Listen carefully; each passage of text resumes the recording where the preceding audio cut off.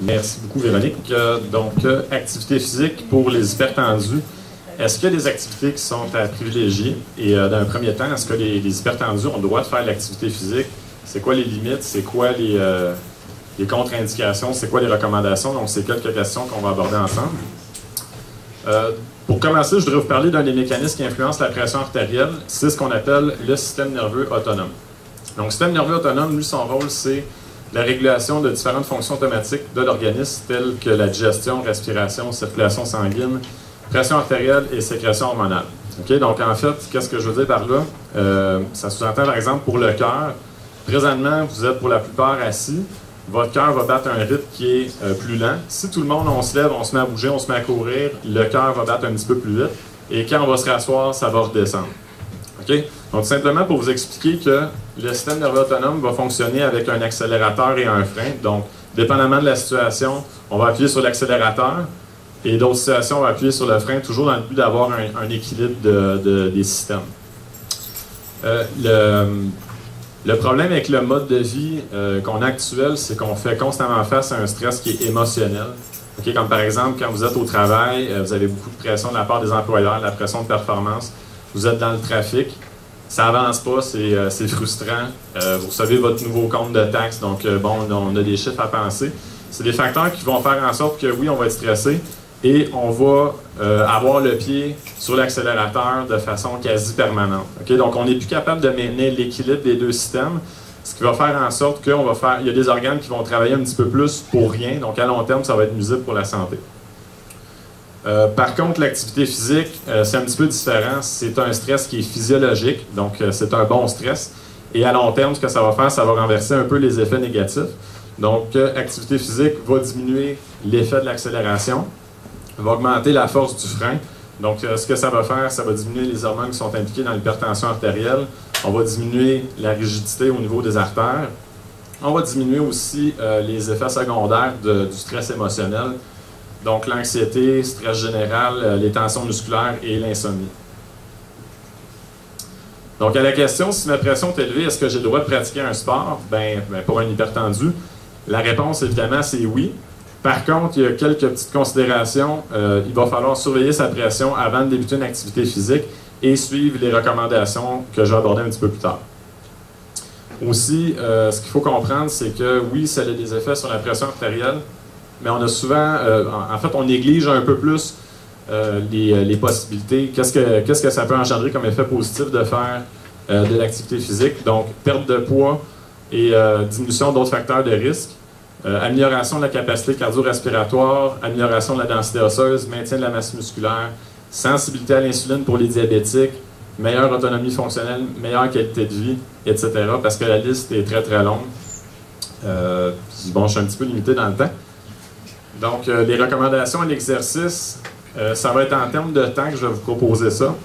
Donc, la quantité en termes de temps, pour avoir une incidence qui est significative sur la baisse de la tension artérielle, on va parler de... Oups, je me rends compte, ça a mal sorti sur le graphique, entre 200 et 300 minutes d'activité physique par semaine. Donc, ça veut dire plus ou moins 30 à 45 minutes d'activité physique par semaine. Pourquoi? Parce que si on n'est pas dans la zone entre 200 et 300 minutes, donc si on est plus considéré comme quelqu'un qui est sédentaire ou très peu actif, bien, on augmente de 30 à 50% le risque de développer l'hypertension artérielle avec le temps. Évidemment, si on est dans la zone de 200-300 minutes, on va retarder le développement de l'hypertension artérielle. Et pour les gens qui sont déjà hypertendus, bien, le fait de se retrouver dans ces recommandations-là, 200-300 minutes, on va diminuer de 32% l'incidence de l'hypertension. Donc, les activités physiques à privilégier, dans un premier temps, c'est quoi l'activité physique? Okay? Parce que pour plusieurs personnes, quand on dit « est-ce que tu fais de l'activité physique », on va dire « oui, je vais dans un centre de conditionnement physique », c'est un classique. Donc, ce qu'il faut comprendre, c'est qu'activité physique, oui, ça peut être ça peut être les centres de conditionnement physique, mais ça peut être aussi des sports, ça peut être des jeux, des sports individuels, des sports collectifs. Mais chose qu'on néglige beaucoup, c'est ce qui se passe dans notre quotidien, c'est-à-dire les loisirs, les déplacements, les tâches ménagères. Donc, il y a beaucoup de personnes, quand on leur dit qu'il faut qu'ils fassent 200 à 300 minutes d'activité par semaine, ils trouvent que c'est un petit peu gros parce qu'ils associent 200 à 300 minutes dans le gym. Okay? Donc, c'est pas ça. Il faut aussi inclure qu'est-ce qu'on fait dans la vie quotidienne. C'est plus facile pour atteindre les résultats si on prend ça en considération. Donc maintenant, qu'est-ce qui est à privilégier en termes d'activité physique? Pour la baisse de la tension artérielle, ça va être les activités cardiovasculaires, les activités musculaires et aussi les activités de relaxation. Donc, je vais vous parler de chacun, en fait, des résultats de méta-analyse qui ont montré que pour les activités physiques telles que l'aérobie, après 15 semaines d'entraînement, il y a une baisse de la pression artérielle systolique de 5 à 7 mm de mercure qui a été observée, une baisse de la pression artérielle diastolique de 3 à 5 mm de mercure. Et les recommandations par rapport à ça, ça va être de prioriser les exercices qui sont dynamiques, donc les exercices d'endurance, des exercices qui vont solliciter les principaux groupes musculaires. On va demander aux gens de faire l'intensité qui est modérée plutôt qu'élevée. Donc, intensité modérée plutôt qu'élevée parce qu'il y a eu des meilleurs résultats sur la baisse de la pression artérielle. L'intensité élevée peut avoir d'autres bienfaits que peut-être l'intensité modérée ne va pas avoir, mais vraiment pour la pression artérielle, c'est mieux de privilégier l'intensité qui est modérée.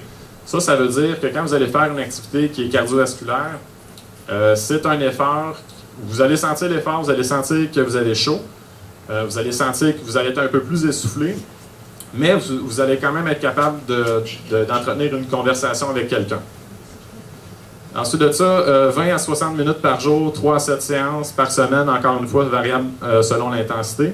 Et il y a toujours possibilité de fractionner en période un petit peu plus courte. Donc, plutôt que de faire un 30 minutes continu, on peut faire 10, 10, 10 dans la journée. Les bienfaits sont quand même là.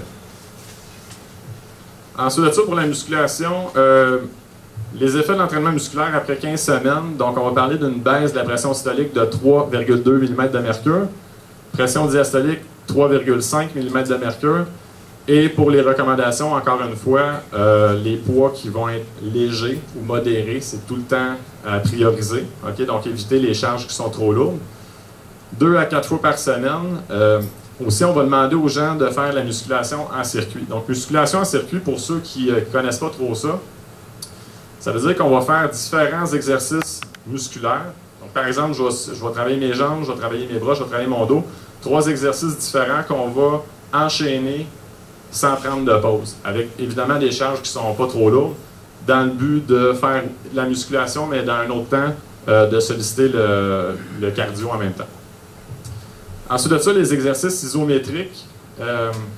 Les exercices isométriques, pour ceux qui ne savent pas c'est quoi, c'est, par exemple, quand vous allez faire la chaise contre le mur, je ne ferai pas ça ici, je vais tomber, mais dans le fond, c'est maintenir une position sans bouger. Il y a une contraction musculaire, mais on ne bouge pas. Est-ce que c'est bon ou c'est pas bon? Parce que pendant plusieurs années, on a pensé que c'était néfaste du fait que, comme il y a une contraction musculaire, mais qu'il n'y a pas de mouvement, ça va faire augmenter la pression artérielle, puis c'est pas faux, mais c'est vraiment pour une courte période. Donc, on a pensé que c'était pas bon, mais à long terme, effectivement, il y a des effets positifs, même qu'il y a des études récentes qui ont montré que les exercices isométriques en musculation, ça pouvait même possiblement offrir des avantages encore plus importants que les exercices dynamiques conventionnels. Autre chose qu'on voit souvent dans les centres de conditionnement physique, les gens qui bloquent la respiration. Donc, les gens sont en train de forcer, on serre les dents, on pense qu'on est plus fort. Malheureusement, ça fait augmenter la pression intra-thoracique, donc c'est quelque chose qu'on veut éviter. Donc, bien important de respirer normalement quand on va faire la musculation. Ensuite de ça, pour une autre activité qui a des effets bénéfiques sur la diminution de la pression artérielle, c'est les activités de relaxation. Écoutez, il y a beaucoup d'études qui ont été faites là-dessus. Je n'ai pas de chiffres en particulier parce que ça a été très variable. C'était variable selon la durée de l'étude, selon le type d'activité. Mais je pourrais vous dire quand même que la très grande majorité des études qui ont été faites ont obtenu des résultats significatifs sur la baisse de la pression artérielle. Donc, c'était tout le temps basé sur le contrôle de la respiration.